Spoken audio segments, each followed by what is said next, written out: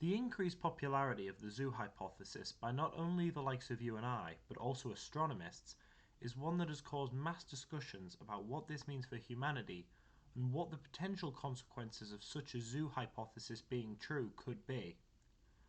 But before I talk about the zoo hypothesis and tell you exactly what it is it really that big of a deal if the hypothesis turns out to be true? Some may point to human history to show that the ideas of the zoo hypothesis are not entirely new, and that we have already been living through something that seems so futuristic and uncertain for thousands of years. In this video essay, I'm going to explain the premises of both the zoo hypothesis and compare it to past and present theocracies, and use various works to highlight both the humanitarian and scientific perspective of the correlations. My name is Jack Wright, and this is a video essay on theocracies and whether they are actually any different than the zoo hypothesis. What is the zoo hypothesis exactly? The zoo hypothesis is at its core the idea that aliens are watching humans on Earth from afar. Ideas about why they have decided to leave humanity alone are up for debate. Some think that it is because the quote-unquote aliens are vastly superior to us, and they don't deem us worthy enough to communicate with them. Some believe that the aliens have agreed to a hands-off policy so humans can control their own destiny without the interference of an external life form. Some may go as far to say the aliens somehow control aspects of human life. This last point is an idea explored in the film 2001 A Space Odyssey, which will be dived deeper into later on in this video.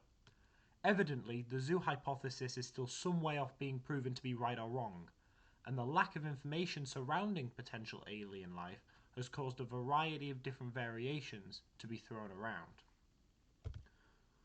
With that, what is the general opinion of the zoo hypothesis, and how does this affect us as humans and the way that we live our lives? The lack of certainty has also led to a variety of claims over whether or not the zoo hypothesis is actually a viable explanation as to why aliens haven't visited humans. The idea of the zoo hypothesis was originally floated by MIT radio astronomer John Bell in 1973, in which he explains that the lack of contact with aliens isn't actually due to there being a lack of aliens, but rather they aren't interested in contacting us yet. Bell's ideas have been twisted and people have interpreted them in their own way, creating a variety of new mini-hypotheses like those mentioned earlier. However, not everyone is in favour of exploring a solution for this hypothesis. The organisation METI, M-E-T-I, an acronym for Messaging Extraterrestrial Intelligence, faces regular criticisms for essentially prying and not representing the ideas of humanity, and instead actually putting humanity at risk. Evidently, there is some cause for concern when it comes to the zoo hypothesis. Should humans dive into this further, we may encounter information that could change the history and societal structure of Earth as we know it. The fear that these unknown aliens could completely change the way our society functions is one that is incredibly common and understandable. But is this all something we have experienced in a completely different manner for centuries? The idea behind this is potentially theology, and theology in particular as a governmental construct. The idea of a theocracy is one that has been around for thousands of years and played incredibly important roles in some of the world's very first civilizations and some of the world's most prominent civilizations. The term theocracy itself is defined as a form of government in which God or a deity is recognized as the supreme civil ruler, the god's or deity's laws being interpreted by the ecclesiastical authorities. Theocracies vary greatly in terms of actually being put into practice, however. For example, an Islamic theocracy would vary greatly from a Christian theocracy. However, despite these differences, they have the crucial similarity that the true power rests with whichever deity they may believe in. A large number of theocracies leave decision-making up to the head of state, priests, and other religious figures, or sometimes a combination. Theocracies have sometimes been classified as monarchies and dictatorships, with leadership commonly being inherited or forcefully taken. However, there are obvious exceptions, such as the Vatican City, which will be mentioned later. One of the original and most well-known theocracies is ancient Egypt. Ancient Egypt itself is classified as a theocratic monarchy, as leadership was inherited. These leaders served as an intermediary between the numerous Egyptian gods and the citizens, with the laws designed to match the will of the gods.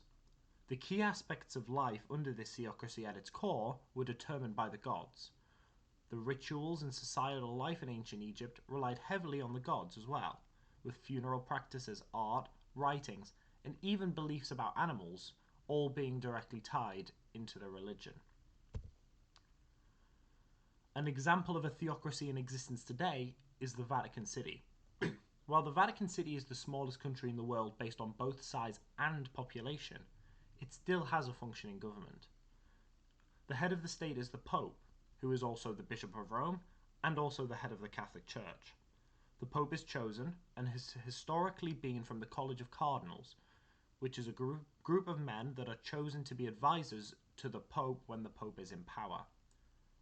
The laws of the Vatican are not necessarily based on the will of a god, but they are closely intertwined with the general rules and norms of Christianity, and the Bible is important to the government's functions and ideas. In The Great Silence, There is Great Hope is a paper written by Swedish Oxford professor Nick Bostrom regarding the absence of aliens. Bostrom's key idea relates to a great filter being the reasoning behind this absence. A great filter, in the eyes of Bostrom, is a barrier that stops the rise of planetary civilizations. This is an idea that is widespread among astronomists, philosophers, and humanity in general. But there are different great filters that may occur in the past or in the present. Some examples include world wars, climate change, ice ages, or potential external factors limiting humans from getting to a stage where we could theoretically connect with aliens. Bostrom also claims that it may only take one expansionist civilization to colonize the whole universe. But what if the universe has already been colonized, and humans have lost the race to be truly the first expansionist civilization to colonize the universe?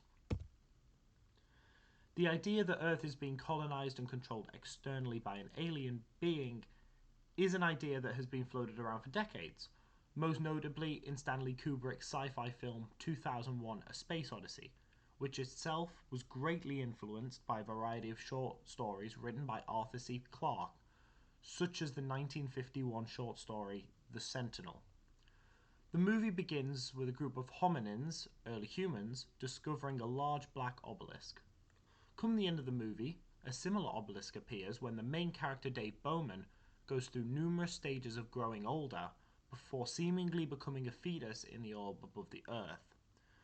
While the end of this movie is greatly debated, one of the most popular theories regarding the end to 2001: A Space Odyssey is that Dave Bowman has been reborn by the creatures that placed the obelisks and has been sent back down to Earth to initiate the next stage of human evolution.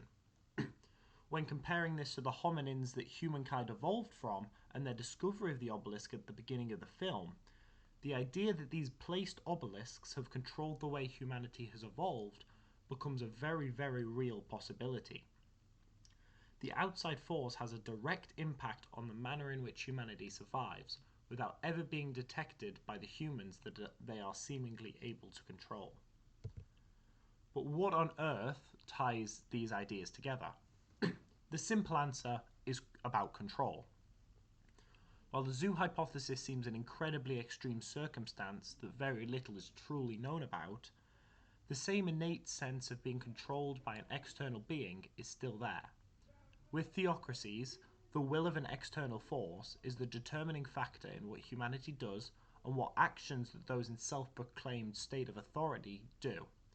In the end, humanity itself is not completely in control of its own destiny.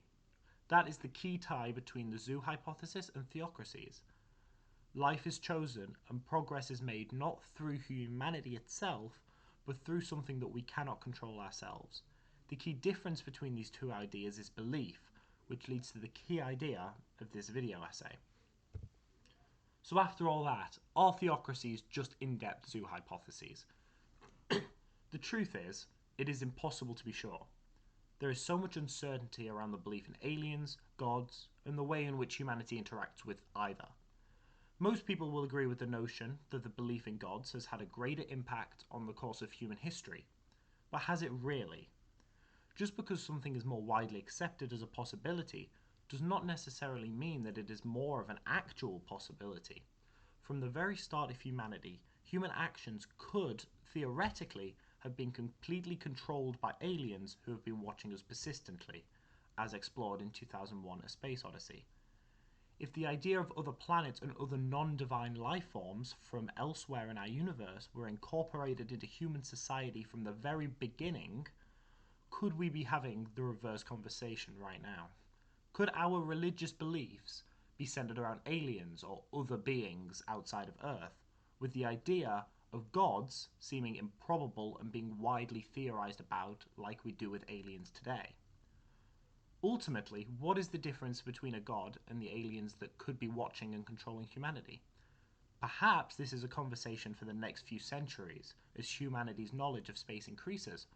Or maybe this conversation is another trick by the aliens to throw us off the scent of their existence. Thank you all for watching. Goodbye.